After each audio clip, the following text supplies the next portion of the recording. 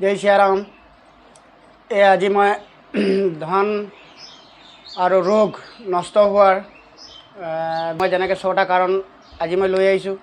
এই কাৰণটো চাগে আপোনালোকৰ ওচৰত আছে, আপোনালোকৰ ঘৰত হৈ আছে। সেইটো কাৰণে আপোনাৰ ঘৰত ৰোগ দুখ আৰু ধন নষ্ট হোৱাৰ এই 6টা কাৰণ আপোনালোকৰ ঘৰত হৈ আছে চাগে।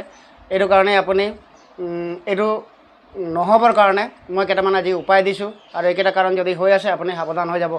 এই 6টা কাৰণ কৈছোঁ।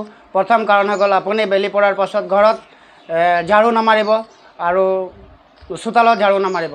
2 নম্বৰ কাৰণ হৈ গ'ল, বৃহস্পতিবাৰে যিবিলাক মহিলা আছে ঘৰত সিহঁতি চাবোন দি পেলাই চুলি নুধুব। 3 নম্বৰ কাৰণ হৈ গ'ল, মংগলবাৰ দিনা আৰু শনিবাৰ দিনাখন ঘৰত নিমখ কিনি নানিব বজাৰৰ পৰা। 4 নম্বৰ কাৰণ হৈ গ'ল, আমাৰ মৃতকক যেতিয়া আমি স্মৰণ কৰিব এৰি দিওঁ তেতিয়া কিন্তু আমাৰ ঘৰত নেগেটিভ শক্তি আৰু ৰোগ আৰু ধনৰ নষ্ট হৈ গৈয়ে থাকে।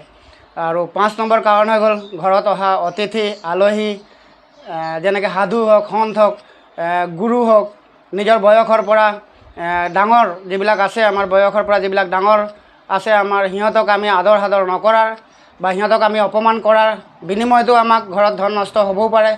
আৰু 6 নম্বৰ কাৰণ হৈ গ'ল, ৰাতি আমি যেনেকৈ খোৱাৰ পাছত বাচন বৰ্তন আমি ধুই চাফ চিকুণকৈ ৰখা, যদি এইটো নাৰাখোঁ তেতিয়াও আমাৰ ঘৰত নেগেটিভ শক্তি বাস হ'বও পাৰে আৰু ধনৰ হানি হ'বও পাৰে, ঘৰত ৰোগ হ'বও পাৰে।